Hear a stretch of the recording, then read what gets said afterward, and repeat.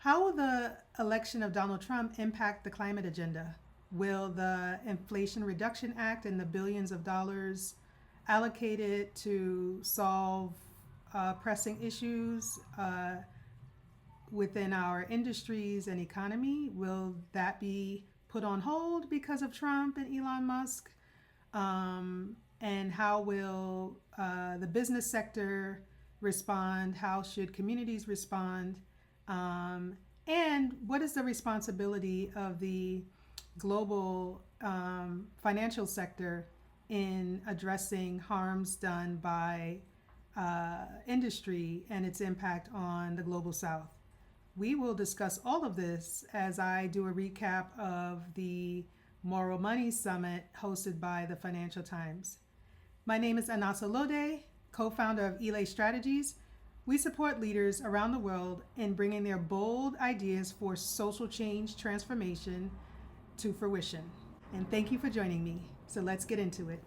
So just to tell you a little bit about the Financial Times Moral Money Summit, or just the Financial Times live events. The Financial Times is a news media company based in the UK, and they host a number of events globally all the time. Like if you go on Twitter or X or whatever it's called, you can see all of the events they host on health and technology and sustainability and impact investing. And so the Moral Money Summit is like their signature impact investing summit. It's hosted here in New York City on Wall Street. I've been invited for the past 2 years, and I usually attend the conferences on ESG, DEIJ issues, and of course, sustainability and climate change.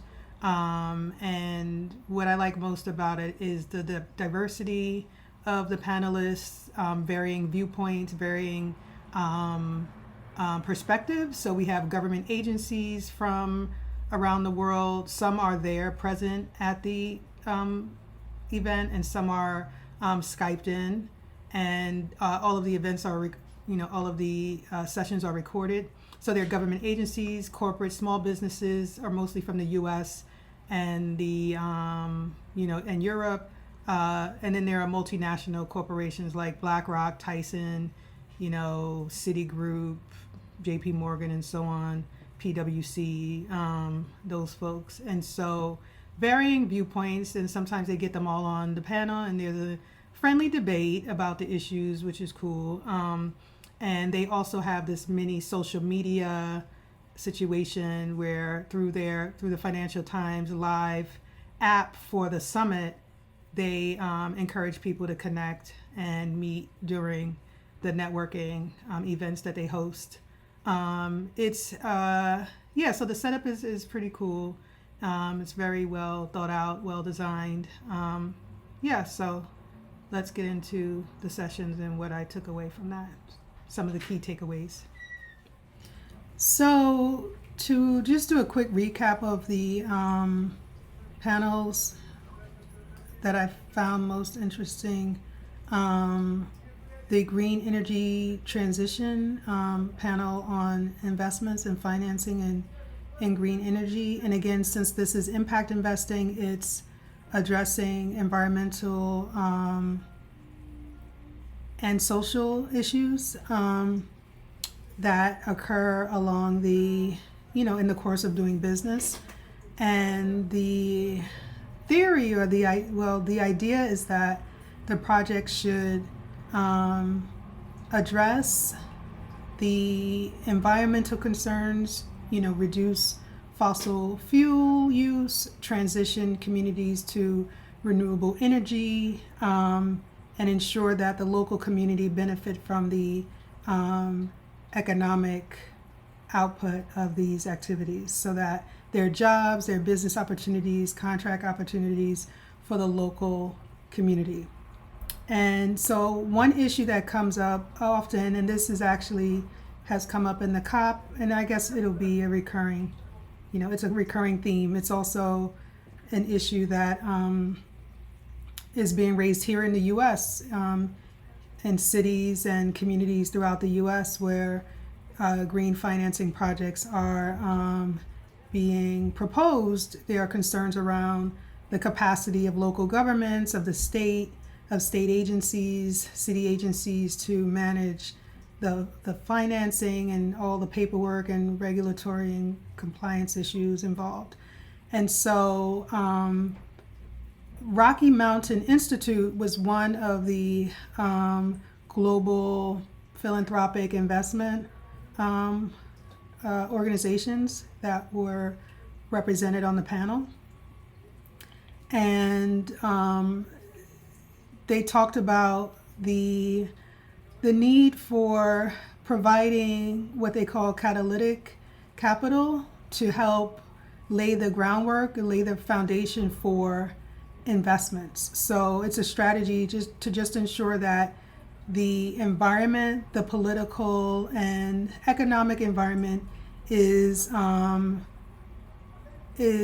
guess somewhat is supported and is infused with capital, resources, and expertise. The environment is not deemed conducive for investments. There are, it's just considered to be too risky.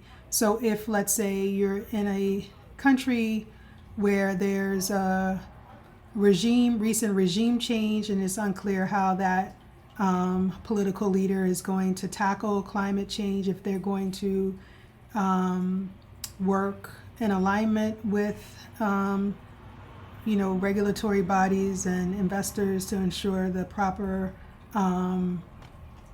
use of those investments, that the local labor force that is there and has the capacity to do the work. All of that is taken into consideration, and really, definitely around the world, in the so-called global South, which I don't really like that term, but it's it's, I guess, a way to distinguish it from the global North. And it's the issue is around the capacity of governments, the risk and the return on investment. And so the catalytic capital is, and let me switch to my notes. The whole point with the catalytic capital, such as the type of financing that the Rocky Mountain Institute is providing, and I believe they talked about a project in South Africa, and I got to chat with them during over the course of the summit. But they have a project in South Africa and and in the Caribbean, and where they're working with governments to again build their capacity for the regulatory infrastructure that's required, the workforce, and bringing investors to the table. And one thing they noted is that investors are concerned with, again, the size of the project. So because of the cost of originating these financial instruments, the origination costs are so high that they're saying that it costs as much to do a tiny project as it does to do a really large project. So of course, because they want to reduce the cost of they want to reduce the cost of these endeavors, and they want to ensure as much return as possible.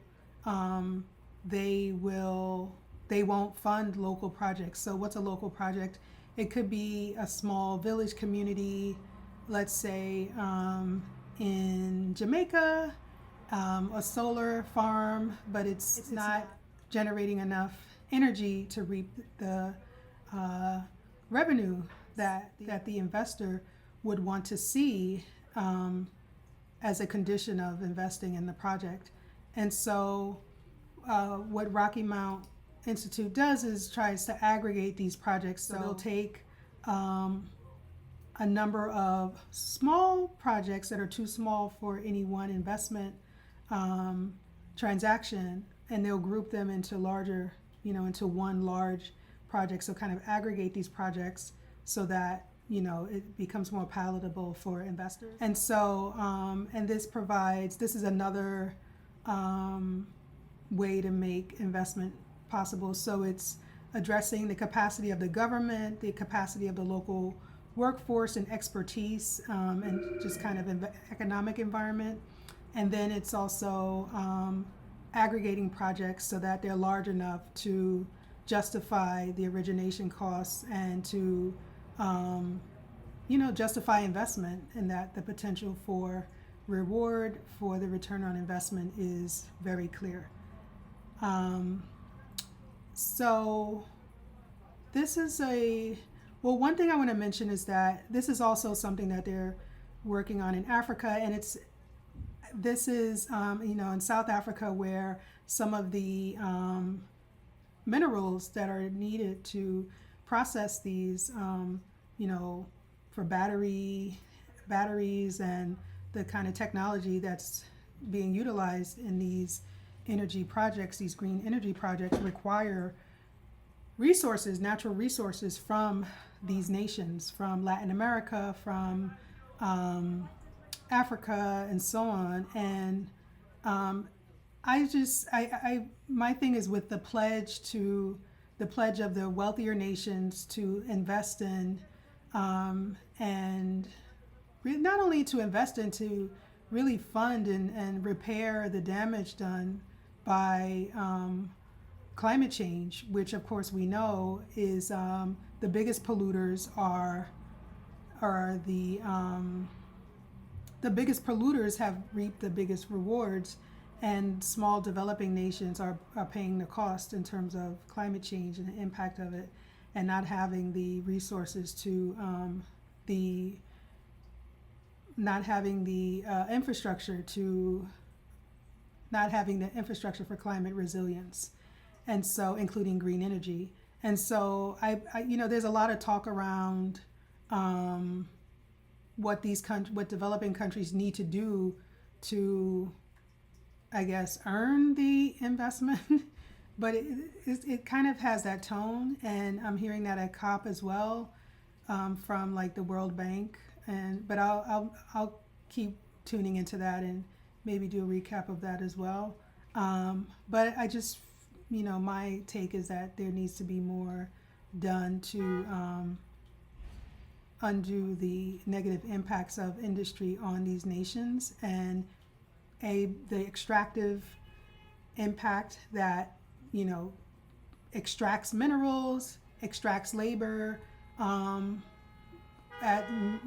for very little in return for the local populations, and that's just these relationships between developing nations and the West, like the IMF and the World Bank and so on, that haven't been always the most beneficial for Latin America and Africa and so on. So the tone, tone was paternalistic and patronizing. There was a lot of talk about corruption, and as Mia Mottley, the Prime Minister of Barbados, points out again and again, that all of the corruption in the US and the UK has never stopped those countries from reaching their goals. And they bail out corrupt companies. They manage to make deals with corrupt business leaders that cost their employees their pensions, like Enron.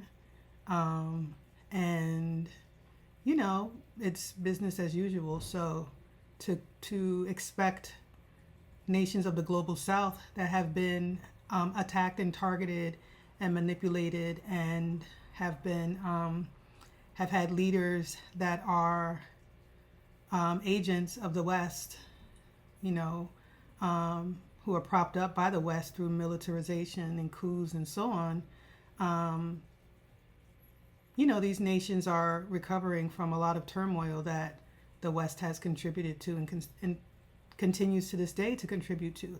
So there's kind of like this audacity among, the so-called Washington consensus that just makes it okay to make remarks like that on a global stage, when these nations are so critical, both in size and in The population, they represent, billions of acres of land globally. They represent billions and trillions of tons, maybe closer to trillions of tons in minerals and resources that are needed for the green transition.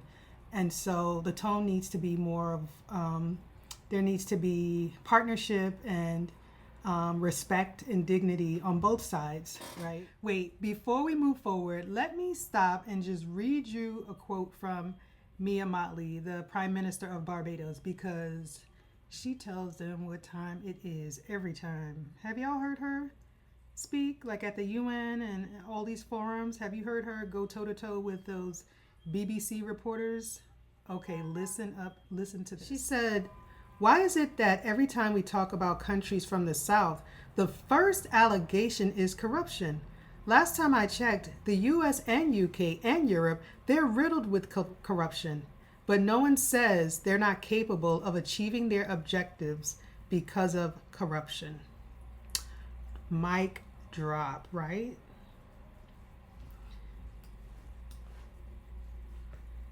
And she also says about the legacy of colonialism. Let me pull that up. Wait, y'all. Let me pull that up so y'all can hear this. Y'all need to hear this. She says, "We have to understand that the underdevelopment of Africa, of the Caribbean, of Latin America, in many instances is a child of the colonial experiment. And the colonial experiment extracted wealth. And in some of these countries, the extractive attitudes still remain, such that we haven't been able to build the kind of domestic enterprises and the domestic foundations that's necessary to sustain our people." Okay? Okay. And so there it is. But there are brilliant leaders in the so-called global South that are already making inroads and multilateral partnerships to help boost their economies and get on solid ground with preparing for the green transition, and already doing hydroelectric power like in Ethiopia, and solar projects throughout South Africa. I believe there's hydroelectric projects on the way even in Nigeria, which has had a lot of challenges. And so they're doing it just like we're going through it here in the West, in the US. But we'll do it, we'll figure it out. So there just needs to be respect for what we all have globally, what the challenges and opportunities are, and that we support each other in getting things done. So that's what I have to say about that. So moving forward. So that was the green financing, and that was more of a global perspective, I guess, on green financing globally and attracting investors. Another panel I attended was about the IRA, the Inflation Reduction Act, and that was that included folks from Columbia, the Global Energy Center at Columbia University. There was someone from BlackRock, but there were concerns raised around, so that we have this major investment, and I apologize for the noise. I'm here in New York City, so it's a noisy place. So the panelists were discussing the Inflation Reduction Act and the, how kind of the progress so far. The Inflation Reduction Act, which passed in 2022, and it did, in fact, according to some of the folks on the panel, it did, in fact, reduce inflation technically, even though that's a longer story about how it's felt in the everyday lives of people. But actually, another panelist, now that I'm thinking about it, because he was talking about the Inflation Reduction Act, was about inflation actually being reduced, was the state pensioner, the New York Pension Fund, which invests in all kinds of projects. And so they were investing in green energy transition as well. So they were up there talking about that. But they were just talking about how, oh, and I know there was, yeah, anyway. And there was another consultant that does advising around sustainability and the Justice 40, just transition, meaning ensuring that 40% of the federal allocations through the Inflation Reduction Act are targeting low-income communities, communities of color, and yeah, so that there's it's a equitable process, and um, so the concern was around again capacity of the local cities and states, and the process of getting permits needed for various manufacturing for manufacturing of various parts, especially batteries, for permits around energy transmission. So once construct a windmill farm or a solar farm, you need the batteries to store the energy, and then you need transmission similar to the transmission lines that we see all around. And there has to be permits around that. And one issue that came up was the impact on indigenous peoples, First Nations communities that happen to be places where wind can be generated. So they're very rocky and windy, and that rocky terrain actually is a place where a lot of the minerals, like copper, is there are large amounts of copper deposits in these native peoples' territories, and they are concerned around the environmental impacts of mining. The development of green energy, such as a solar farm or a wind farm, requires a lot of space, a lot of open space. And, people who live in these areas are used to having their lands be, pristine with the ecosystems, and in the native people's territory, they have some sacred lands and burial grounds, and grounds that were used for many years, hundreds and hundreds of years, for ancestral practices. And so there's been a lot of pushback against placing constructing. There's been a lot of pushback around green energy development projects in those areas. And so I don't have an answer for it. It's just, it's just something something that we have to think about. And this has been a concern in other areas, really throughout the country. There have been opposition to projects because of the space they take up, and people, used to having their rolling hills and meadows and forests and so on, and being, the idea of losing that after, for some people, many generations of having that resource is, they're not too happy about it, as you can imagine. My concern is that there's an idea that we can replace our current use of energy and even increase our current use of energy, our energy demand here in the U.S. and in other, high polluting nations. That solar and wind will replace it, and we will never have to worry about it again. And that's not the reality. And scientists, in the case with the protests among indigenous populations, scientists are pointing this out. Like, the idea here is to make sure we have some energy available, but we still have to change behavior around the amount of energy we consume. And now, with AI and crypto and data mining, all of that requires a lot of energy. And the idea that we can just build a bunch of solar panels and we'll be okay, that's unrealistic. So we do need to get a reality check around that, but I digress.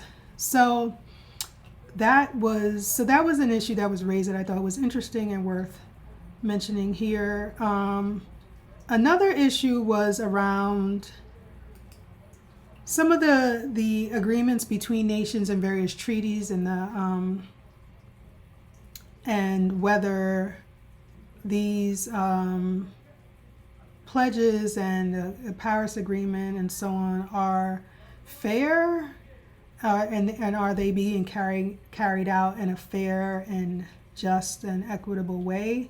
And again, I mentioned this earlier, there's a lot of concern around competition for natural resources in the same areas that are being impacted by climate change. So we know that in Africa, there are a lot of resources, copper and nickel and cobalt and so on, that are used for technology. The minerals needed for the green energy transition are in the so-called global south, and so, or nations that are in the global south. And so, on the one hand, there is a race to get a hold of those resources, and all the major so-called developed nations are rushing to get a hold of those resources, sort of pledging to make investments and do something to help those communities invest in their own green energy transition.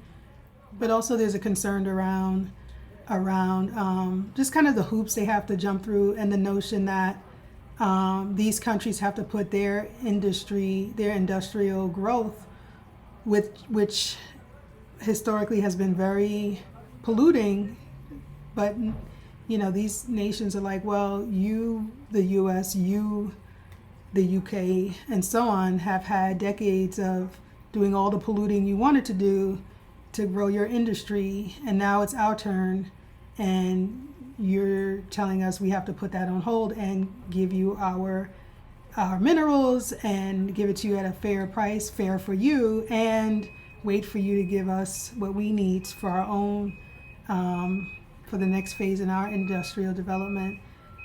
And it's a sticky conversation. So that was explored in just navigating competition for resources. Another aspect of the Inflation Reduction Act that was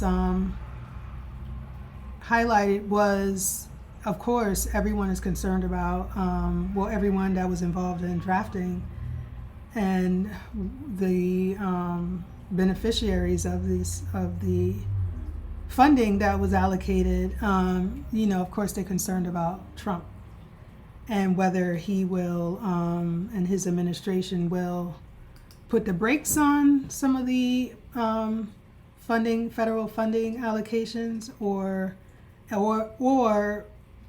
will he, along with some of his allies across the red states, will they make it difficult for green energy transition projects to move forward? And what the term that they're using, and that I've heard a number of times, was the kind of the durability of the policy, and trying to build in as much bipartisanism and benefits across red and blue states. So the durability of these policies, of the climate policies, will really rest on the economic benefits of Trump's supporters and investors. So as long as the money is flowing and everyone's making money, that's how it usually goes, right? Then the policy will hold up. But the concern is that there may be funding that there are some folks on the GOP side that are looking at how to allocate some of the funding, the Inflation Reduction Act funding, because it was very broad. It wasn't really framed as a climate policy. In order to get it passed, you had to have bipartisan agreement. So it was called the Inflation Reduction Act, and it was and it addresses energy security and local manufacturing and those things. So it's very broad, and it includes a lot of funding for climate resilience and green transition financing, but it's nonetheless very broad and can be used to do a number of things, including investment in fossil fuel production, which is already done even under Biden. We have the oil pipelines even under the Biden administration, and you've seen some of the fights around that. So, time will tell. And one bright spot that some of the presenters highlighted were projects that they were working in some of the red states in like Oklahoma, Texas, and Louisiana, where they are investing in or they are constructing wind and solar projects, and they've been successful, and there's local workforce, being grown around that, and local businesses are reaping benefits. So that's what governors and local Congress people want in their regions. And so as long as that keeps happening across all the states, hopefully we will, the policy will in fact be durable. So that was my recap of the Moral Money Summit hosted by the Financial Times. Actually, Moral Money Summit Americas, hosted by the Financial Times. And in the next video, I will walk through crafting a pitch deck, and I'll draw on some of the concerns and opportunities raised during the summit, the Moral Money Summit. So you could see how I kind of pull these pieces together to make the case for funding. So check me out in the next video. See you there. Thank you for watching. Bye-bye.